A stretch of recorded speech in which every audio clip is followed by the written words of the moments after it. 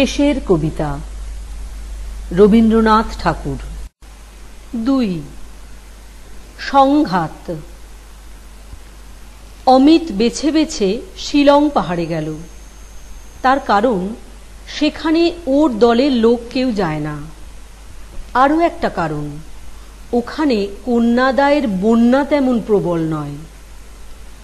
অমিতর হৃদয়টার পরে যে দেবতা সর্বদা স্বরসন্ধান করে ফেরেন, তাঁর আনাগোনা ফ্যাশনেবল পাড়ায়। দেশের পাহাড় পর্বতে যত বিলাসী বসতি আছে, তার মধ্যে শিলংয়ে এদের মহলে তাঁর টার্গেট প্র্যাকটিসের জায়গা সবচেয়ে সংকীর্ণ। বোনেরা মাথা ঝাঁকানি দিয়ে বললে, যেতে হয় একলা যাও, আমরা যাচ্ছি নে। বাঁ হাতে হালকায়দার বেটে ছাতা, ডান হাতে টেনিস ব্যাট, গায়ে নকল পার্শ্বিক শালের ক্লোক পরে বোনেরা গেল চলে দার্জিলিংয়ে। বিমি বোস আগে ভাগেই সেখানে গিয়েছে। যখন ভাইকে বাদ দিয়ে বোনেদের সমাগম হলো, তখন সে চারদিকে চেয়ে আবিষ্কার করলে দার্জিলিংয়ে জনতা আছে, মানুষ নেই। অমিত সবাইকে বলে গিয়েছিল সে শিলংয়ে যাচ্ছে নির্জনতা ভোগের জন্যে। দুদিন যেতে না যেতেই বুঝলে, জনতা না থাকলে নির্জনতার স্বাদ মরে যায়। ক্যামেরা হাতে দৃশ্য দেখে বেড়াবার শখ অমিতর নেই। সে বলে, আমি ট্যুরিস্ট না, মন দিয়ে চেখে খাবার ধাত আমার, চোখ দিয়ে গিলে খাবার ধাত একেবারেই নয়। কিছুদিন ওর কাটল পাহাড়ের ঢালুতে দেওদার গাছের ছায়ায় বই পড়ে পড়ে। গল্পের বই ছুঁলে না, কেননা ছুটিতে গল্পের বই পড়া সাধারণের দস্তুর। ও পড়তে লাগলো সুনীতি চাটুর্যের বাংলা ভাষার শব্দতত্ত্ব। লেখকের সঙ্গে মতান্তর ঘটবে এই একান্ত আশা মনে নিয়ে। এখানকার পাহাড় পর্বত অরণ্য ওর শব্দতত্ত্ব এবং আলস্য জড়তার ফাঁকে ফাঁকে হঠাৎ সুন্দর ঠেকে, কিন্তু সেটা মনের মধ্যে পুরোপুরি ঘনিয়ে ওঠে না, যেন কোনো রাগিনীর একঘেয়ে আলাপের মতো। ধুয়ো নেই, তাল নেই, সম নেই। অর্থাৎ ওর মধ্যে বিস্তর আছে, কিন্তু এক নেই। তাই এলানো জিনিস ছড়িয়ে পড়ে, জমা হয় না।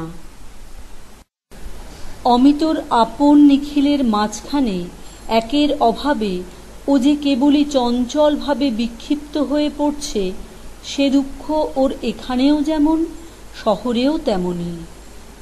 কিন্তু শহরে সেই চাঞ্চল্যটাকে সে নানা প্রকারে ক্ষয় করে ফেলে। এখানে চাঞ্চল্যটাই স্থির হয়ে জমে জমে ওঠে। ঝর্ণা বাধা পেয়ে যেমন সরোবর হয়ে দাঁড়ায়। তাই ও যখন ভাবছে পালাই, পাহাড় বেয়ে নেমে গিয়ে পায়ে হেঁটে সিলেট শিলচরের ভিতর দিয়ে যেখানে খুশি, এমন সময়ে আষাঢ় এলো পাহাড়ে পাহাড়ে বনে বনে তার সজল ঘন ছায়ার চাদর লুটিয়ে। খবর পাওয়া গেল চেরাপুঞ্জির গিরিশৃঙ্গ নববর্ষার মেঘদলের পুঞ্জিত আক্রমণ আপন বুক দিয়ে ঠেকিয়েছে। এইবার ঘন বর্ষণে গিরি নির্ঝরিণীগুলোকে খেপিয়ে কুল ছাড়া করবে। স্থির করলে এই সময়টাতে কিছুদিনের জন্যে চেরাপুঞ্জির ডাকবাংলায় এমন মেঘদূত জমিয়ে তুলবে, যার অলক্ষ্য অলকার নায়িকা অশরীরী বিদ্যুতের মতো চিত্ত আকাশে ক্ষণে ক্ষণে চমক দেয়, নাম লেখে না, ঠিকানা রেখে যায় না। সেদিন সে পড়ল হাইল্যান্ডারি মোটা কম্বলের মোজা, পুরু শুকতলাওয়ালা মজবুত চামড়ার জুতো, খাকি নরফোক কর্তা, হাঁটু পর্যন্ত হর্ষ অধবাস, মাথায় শোলা টুপি। অবনী ঠাকুরের আঁকা যক্ষের মতো দেখতে হলো না, মনে হতে পারত রাস্তা তদারক করতে বেরিয়েছে ডিস্ট্রিক্ট ইঞ্জিনিয়ার। কিন্তু পকেটে ছিল গোটা ৫-৭ পাতলা এডিশনের নানা ভাষার কাব্যের বই। আঁকা বাঁকা সরু রাস্তা, ডান দিকে জঙ্গলে ঢাকা খদ। এ রাস্তার শেষ লক্ষ্য অমিতের বাসা। সেখানে যাত্রী সম্ভাবনা নেই, তাই সে আওয়াজ না করে অসতর্কভাবে গাড়ি হাঁকিয়ে চলেছে। ঠিক এই সময়টা ভাবছিল আধুনিককালে দূরবর্তিনী প্রেয়সীর জন্যে মোটর দুধটাই প্রশস্ত। তার মধ্যে ধূম জ্যোতিঃ সলিল মরুতাং সন্নিপাত বেশ ঠিক পরিমাণেই আছে, আর চালকের হাতে একখানি চিঠি দিলে কিছুই অস্পষ্ট থাকে না। ও ঠিক করে নিলে আগামী বৎসরে আষাঢ়ের প্রথম দিনেই মেঘদূত বর্ণিত রাস্তা দিয়েই মোটরে করে যাত্রা করবে। হয়তোবা অদৃষ্ট ওর পথ চেয়ে দেহলি দত্ত পুষ্পা যে পথিক বধূকে এতকাল বসিয়ে রেখেছে, সেই অবন্তিকা হোক বা মালবিকাই হোক বা হিমালয়ের কোনো দেবদারু বনচারিণীই হোক, ওকে হয়তো কোনো একটা অভাবনীয় উপলক্ষে দেখা দিতেও পারে। এমন সময়ে হঠাৎ একটা বাঁকের মুখে এসেই দেখলে আর একটা গাড়ি উপরে উঠে আসছে। পাশ কাটাবার জায়গা নেই। ব্রেক কষতে কষতে গিয়ে পড়ল তার উপরে। পরস্পর আঘাত লাগলো, কিন্তু অপঘাত ঘটল না। অন্য গাড়িটা খানিকটা গড়িয়ে পাহাড়ের গায়ে আটকে থেমে গেল। একটি মেয়ে গাড়ি থেকে নেমে দাঁড়ালো। সদ্য মৃত্যু আশঙ্কার কালো পটখানা তার পিছনে। তারই উপরে সে যেন ফুটে উঠল একটি বিদ্যুৎ রেখায় আঁকা সুস্পষ্ট ছবি, চারিদিকের সমস্ত হতে স্বতন্ত্র। মন্দর পর্বতের নাড়া খাওয়া ফেনিয়ে ওঠা সমুদ্র থেকে এইমাত্র উঠে এলেন লক্ষ্মী সমস্ত আন্দোলনের উপরে। মহাসাগরের বুক তখনও ফুলে ফুলে কেঁপে উঠছে। দুর্লভ অবসরে অমিত তাকে দেখলে। ড্রয়িং রুমে এ মেয়ে অন্য 5 জনের মাঝখানে পরিপূর্ণ আত্মস্বরূপে দেখা দিত না। পৃথিবীতে হয়তো দেখবার যোগ্য লোক পাওয়া যায়, তাকে দেখবার যোগ্য জায়গাটি পাওয়া যায় না। মেয়েটির পরনে সরু পাড় দেওয়া সাদা আলোয়ানের শাড়ি, সেই আলোয়ানেরই জ্যাকেট, পায়ে সাদা চামড়ার দিশি ছাঁদের জুতো। তনু দীর্ঘ দেহটি বর্ণ চিকন শ্যাম, টানা চোখ ঘন পক্ষ ছায়ায় নিবিড় স্নিগ্ধ, প্রশস্ত ললাট অবারিত করে পিছু হটিয়ে চুল আঁট করে বাঁধা। চিবুক ঘিরে সুকুমার মুখের ডৌলটি একটি অনতিপক্ক ফলের মতো রমণীয়।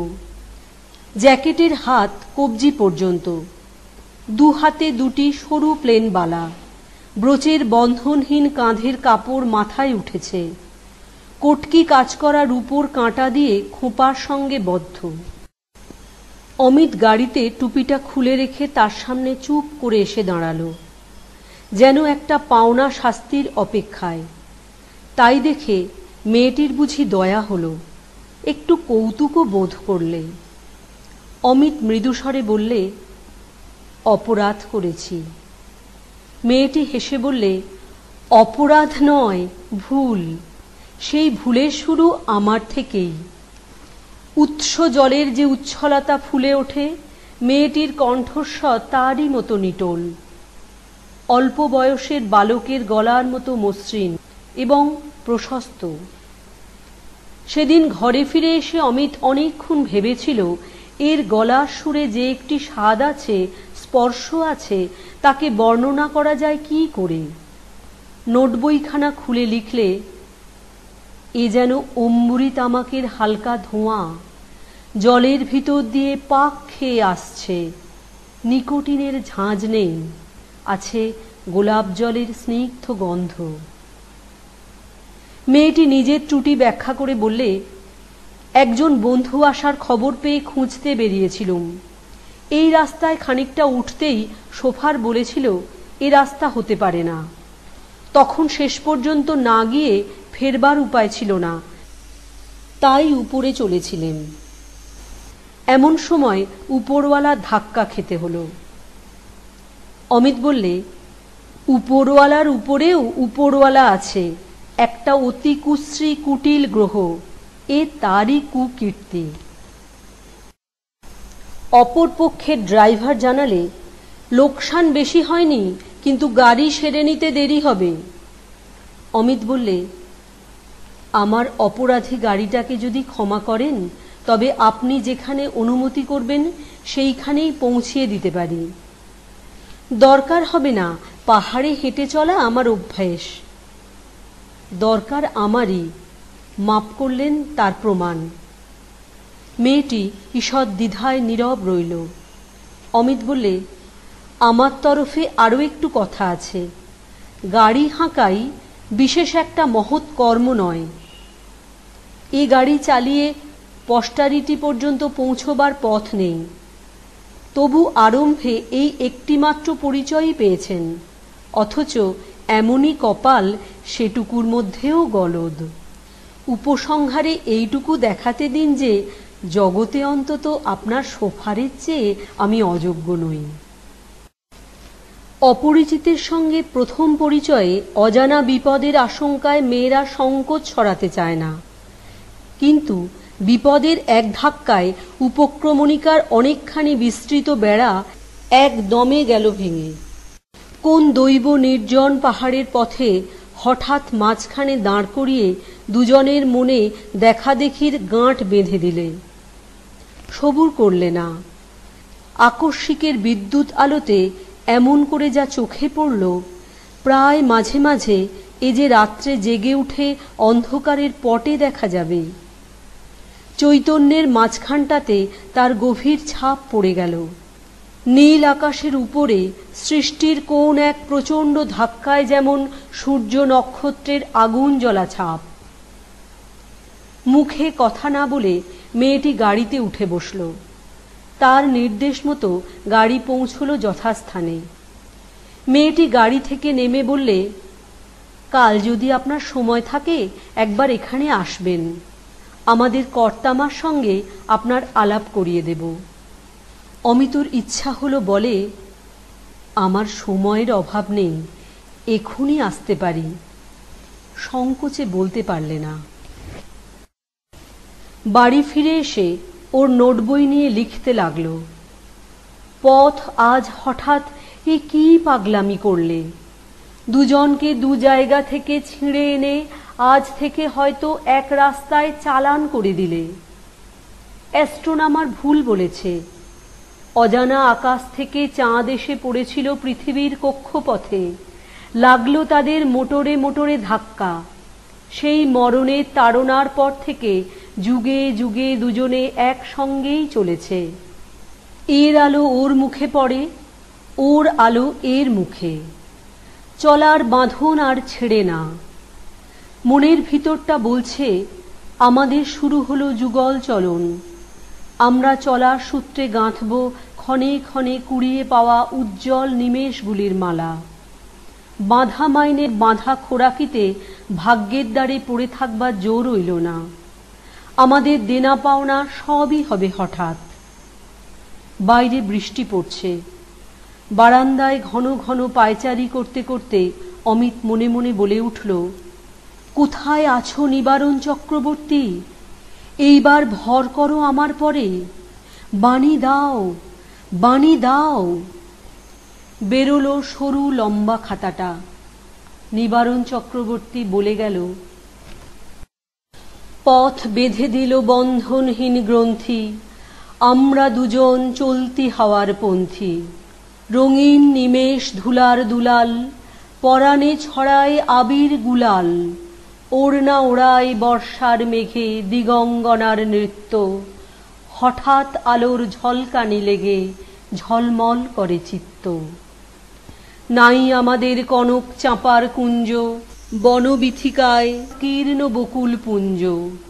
হঠাৎ কখন সন্ধে বেলায় নামহারা ফুল গন্ধ এলায়। প্রভাত বেলায় হেলা ভরে করে অরুণ মেঘেরে তুচ্ছ। উদ্ধত যত শাখার শিখরে রডোডেন্ড্রন গুচ্ছ। নাই আমাদের সঞ্চিত ধনরত্ন, নাই রে ঘরের লালন ললিত যত্ন।